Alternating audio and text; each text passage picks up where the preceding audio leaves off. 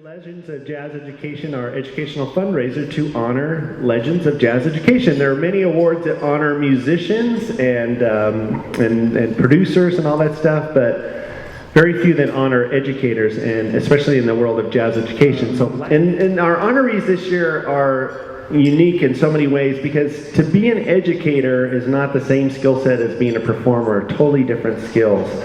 But our honorees this year are world-class musicians and also world-class and respected educators. And the first one is Dave Liebman. Fearless. Fearless. Dave, I've known him a long time too. We've over 40 years, you know, and there are a lot of people who really don't like the way he plays, but they can't say anything because he knows how to play in any situation you can put him in. But he's been an individual for his, and that's quite a testimony. You know, I mean, I think he's and he's encouraged me when I play with him. I've learned how to play with people like Eddie Harris made me fearless. Eddie Harris was fearless. He taught me not to be afraid to play anything, literally. Don't judge if this is better than this. It's just different.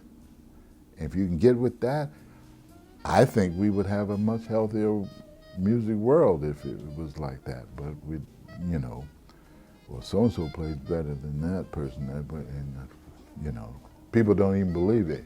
Mulhall Richard Abrams and I used to travel with Eddie Harris. He's totally different than anybody else, you know. But Dave Liebman he's a brilliant man. I mean, he's when he writes, his literary, the way he actually writes his books or he's discussing something, he's very well read. I mean, he's a very educated, I mean, he could be a lawyer, I guess, at one time, but the way he plays the music and the way he writes music, he's given me things, he's had me play on opportunities. There's one recording, I think it's called Timeline. It was the highlight of the year for me because it was so different but so challenging, and I felt, wow, and he chose me to come play it. So there was something that he felt he needed, that what I did, but he has his own band that he's got, and so, but I love Dave, because he's really one of a kind, and I feel the last time we played, it just went. I mean, it goes that way almost every time we play with him, but he could play a blues. He doesn't get anywhere the notoriety that Michael Brecker did or Joe Lovano was getting, and he may not ever. So he's got that kind of power. And we have, we send brief little emails, and you know, it's really great. I knew him before he and Karis, you know, now his daughter's recording with him, and so it's really wonderful to see, and we still have a good relationship, you know. And so I'm very pleased and honored that I was really pleased that he got honored last year, National Endowment, and but I'm really pleased that to be awarded the Legends award here alongside Dave Liebman. So at this point, I'd like to invite out one of his close friends and one of our legends of jazz education to tell you a little bit more about Dave Liebman, and that is Jamie Aebersold. Dave Liebman, way back there when I was doing jazz camps, I think it was 1977. Actually, I started in 1965. So I've been doing camps every summer since 65, and I'm 73, so it's quite a while, but I love every second of it.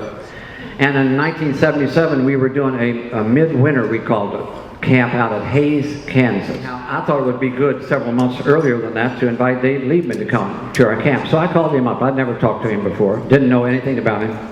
I just hoped that when he got in the classroom he didn't cuss. I'm joking, but I'm also serious because I'm always thinking about things like that. So he said, yeah, he would come. So we got the ticket, I guess. I can't remember the particulars. And he came, and he did a marvelous job all week long. And he told me that he had just got back from India with his mother on a trip, a vacation. And what I didn't know was when we all left, kind of in a snowstorm on Friday night or Saturday morning, he liked Hays, Kansas so well that he stayed a couple of days in the hospital. He had stomach flu or stomach poisoning or something that I got, I guess, in India. And that was the beginning of it, and then I invited him to some other ones. That was his first introduction to jazz education. I don't think he had any idea what was going to happen or what he was supposed to do, but he certainly caught on in a hurry and became what I call a master jazz educator, in addition to being a fantastic jazz musician. And he's written books. He's got ability. He can talk on just about any subject. He's published a lot of books himself, and I've published some of his things, and so have other people. He's traveled all around the world. He's been a world ambassador for jazz education, in addition to just leading a good life and having music be part of your life. And I think he's kind of like me, where he actually believes that everybody can improvise. It takes some work, but the rewards are really tremendous. And I think he's one of our most famous jazz educators in the sense that he's played with so many famous people, still making records, still writing books. He's still got the enthusiasm, this, that, and the other. He's jazz. David Liebman is jazz. Thank you very much. Rufus Reid, first of all, what a great thing to share the stage with my old compatriot. And by absolute coincidence, I was thinking about today, the first clinic I ever did in the World Clinic with Jamie Abensold was with him. So that's the 77 to 78. So I think it's very appropriate that we're getting the award together. And he's, of course, been on many of my records. He's one of my favorite all-time bass players.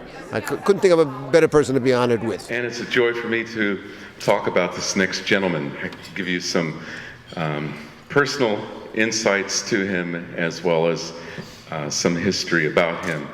You know, he began in Chicago, and when I think about Chicago, when most of us think about Chicago and we think about bass, we think about Rufus Reid. He is an author. He's written a very important treatise on the bass, jazz bass. Actually, it was beyond jazz bass, that many bassists, young and old, have used for so many years, and that lately there's a DVD version of that as well, and it was called The Evolving Bassist. And he truly has become an evolving artist. As Andrew just mentioned, he's a composer who's a fabulous piece we heard Wednesday night, Quiet Pride, inspired by Elizabeth Catlett. But he writes for large ensembles, small ensembles, symphonies, big band, chamber groups, bass ensembles, bass solo works. It goes on. And I personally, it blew my mind because I've always followed his work as an incredible bass player and one who has inspired my playing. But when I heard his first large ensemble piece, it's uncanny. I think this man came out of the womb being able to write for ensembles, because it wasn't this usual progression of studying and working on it and experimenting and then finally you kind of arrive at the level. No, he was immediately at that level. I think that he has this uncanny ability of being the kind of sponge artist that just absorbs all the sounds and techniques that he hears, and when he decides to do it, he does it, and he does it at a high level. He's also, of course, as we know, a master educator. He co-created the Jazz Studies and Performance program at William Paterson University in Wayne, New Jersey, and he was there for 20 years. Has toured and recorded with Eddie Harris, Nancy Wilson, Harold Land, Bobby Hutcherson, Lee Konitz, Thad Jones and Mel Lewis Orchestra, Dexter Gordon, J.J. Johnson, Art Farmer, Stan Getz, Kenny Burrell, Kenny Barron, and I would go on, but I have a plane to catch on Monday. If you don't own any of his recordings, now's the time. His recordings really I'll see what you think, but I think it's really evident to anybody that listens to them that you hear his heart. And I always talk, again, a little personal moment in my personal experience with this man. I always joke about how I follow in his footsteps because he studied classically. I kind of did the same thing. He went on to, at some point, play with an angled end pin. You've probably seen Rufus and I also have this angled bent end pin thing. When he first tried it, 20 years before I did, he showed it to me and he said, for those of you that know Rufus, you'll understand what I mean when I say, yeah, John, man, you got to check this out. So, and I thought, okay, yeah, good for you, Rufus, not my kind of cup of tea. Of course, 20 years later, I find I have to do the same thing. He absolutely knew what he was talking about.